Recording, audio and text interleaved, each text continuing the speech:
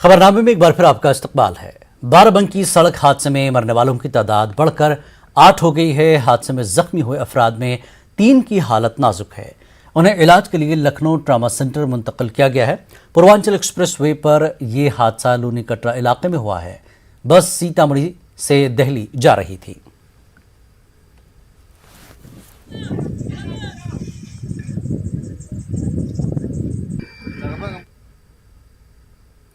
आधार card से voter शनाख्ती card मुंसलिक करने के मामले पर सुप्रीम कोर्ट आज समाअत करेगा।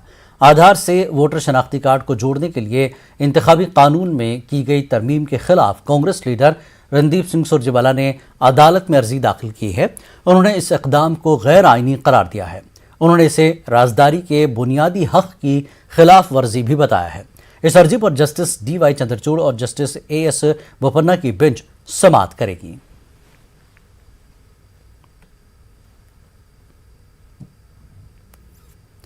वाराणसी कोर्ट में आज ज्ञानवापी मस्जिद मामले पर सुनवाई है। अंजुमन इंतजामिया मस्जिद कमेटी की जानिब से दलाइल पेश किए जाएंगे। आपको बता दें कि अदालत इस केस की बरकरारी पर समाअत कर रही है, यानी यह मामला अदालत में चलने के काबिल है या नहीं। काबिल जिक्र है कि हिंदू खवातीन अकीदतमंदों की तरफ से दायर दरख्वास्तों में मंदिर में हर रोज़ पूजा करने के हक में मांग की गई है, जो कि मस्जिद के अहाते के अंदर है, और मंदिर की बहाली के लिए मस्जिद ही के कुछ हिस्से को हटाने का मुतालबा किया गया। गौरतलब है कि ज्ञानवापी मस्जिद केस की समाअत 20 मई को सुप्रीम कोर्ट की 3 रुकनी बेंच के सामने हुई थी, जिसके बाद इस मामले को वाराणसी के सिविल जज की अदालत से डिस्ट्रिक्ट जज की अदालत में मुंतकिल करने का हुक्म दिया गया था।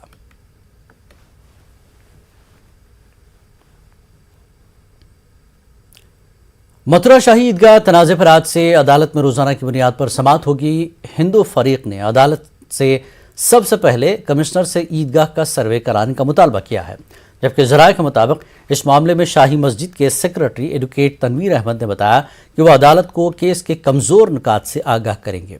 अदालत में उनकी तरफ से एडवोकेट GP निगम, नीरज शर्मा और अबरार अहमद सौरभ मौजूद रहेंगे। श्री कृष्ण जन्मभूमि निर्माण न्यास ने ईदगाह की ज़मीन को मंदिर बताया है।